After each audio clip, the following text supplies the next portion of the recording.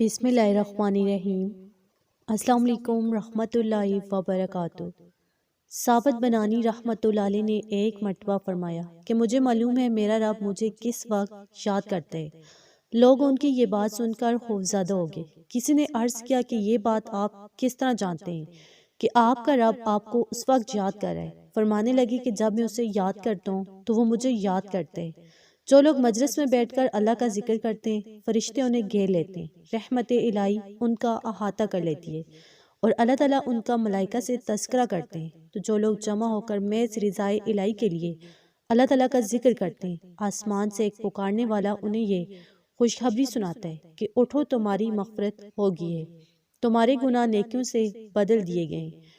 رسول اللہ صلی اللہ علیہ وآلہ وسلم نے فرمایا کہ جس نے 100 مرتبہ لا الہ الا اللہ 100 دفعہ اللہ اکبر پڑھا تو یہ اس کے لیے 10 غلام آزاد کرنے اور 7 اونٹ یا گائیں قربان کرنے سے بہتر ہے۔ تو جو شخص ہر روز 100 مرتبہ لا الہ الا اللہ پڑھے اسے 10 غلام آزاد کرنے کا ثواب ملے گا، اس کے لیے 100 نیکیاں لکھی جائیں گی، اس کے 100 گناہ معاف کیے جائیں گے اور اس روز شام تک اسے شیطان سے پناہ حاصل رہے گی۔ اس شخص کے عمل سے افضل کسی کا عمل نہیں ہے، اس شخص کا عمل افضل ہے یا جس نے اس سے زیادہ پڑھا۔ رسول اللہ صلی اللہ علیہ وآلہ وسلم ایک دن میں 70 سے 100 مرتبہ تک استغفار یعنی استغفر اللہ کہتے۔ رسول اللہ صلی اللہ علیہ وآلہ وسلم کو جب کوئی مشکل معاملہ پیش آتا تو آپ پڑھتے یا حیو یا قیوم برحمتک استغیث 20 سے 22 مرتبہ پڑھتے۔ اللہ تعالیٰ نے فرمایا کہ تم مجھے یاد کرو، میں تمہیں یاد کروں گا، اور میرا شکر ادا کرو، میری ناشکری مت کرو۔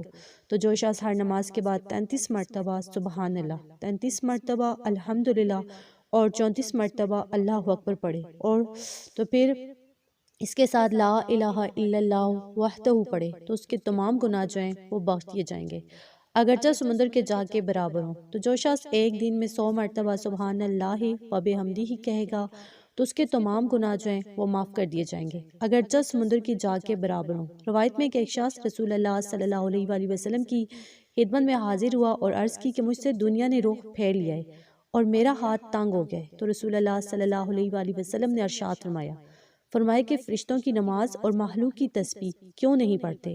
اس تسبیح کی بدولت تو لوگوں کو رزق ملتا ہے۔ وہ شخص کہتا ہے کہ میں نے عرض کیا کہ یا رسول اللہ وہ کیا چیز ہے؟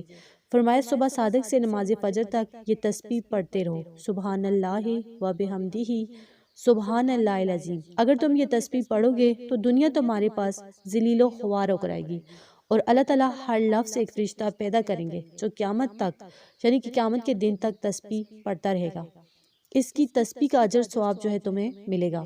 جب بندہ الحمدللہ کہتا ہے تو آسمان اور زمین کے درمیان حصے کو بڑھ دیتا ہے، پھر جب دوسری مرتبہ الحمدللہ کہتا ہے تو 7 آسمان سے نیچے کی زمین تک پر کر دیتا ہے۔ جب تیسری مرتبہ الحمدللہ کہتا ہے تو اللہ تعالیٰ فرماتے ہیں مانگ تجھے دیا جائے گا۔ تو جو لوگ اللہ تعالیٰ کی عظمت و جلال کا ذکر کرتے ہیں، اس کی تسبیح و تکبیر اور تحمید بیان کرتے ہیں تو یہ کلمات عرش کے ارد گرد چکر لگاتے ہیں، مکھیوں کی بنبناہٹ کی طرح ان کی آواز ہوتی ہے اور یہ باری تعالیٰ کے سامنے اپنے پڑھنے والے کا ذکر کرتے ہیں۔